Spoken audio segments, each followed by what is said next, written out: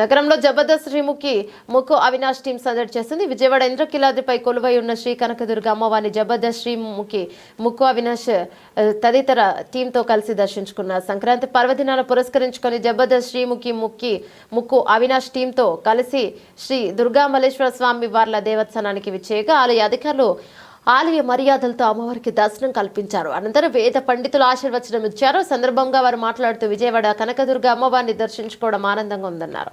తాము ఎప్పుడు విజయవాడ వచ్చిన అమ్మను దర్శించుకుంటామని తెలిపారు.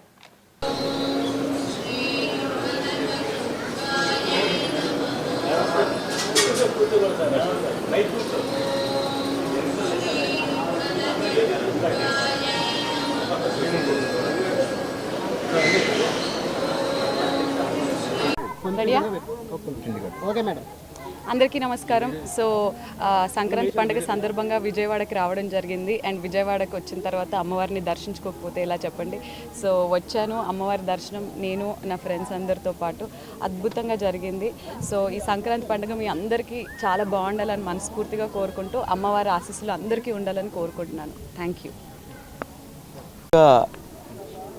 అందరికీ సంక్రాంతి పండుగ శుభాకాంక్షలు. చాలా సంవత్సరాల తర్వాత నేను విజయవాడ రావడం జరిగింది. ఇక్కడ అమ్మవారి దర్శించుకున్నాము. చాలా హ్యాపీగా ఉంది.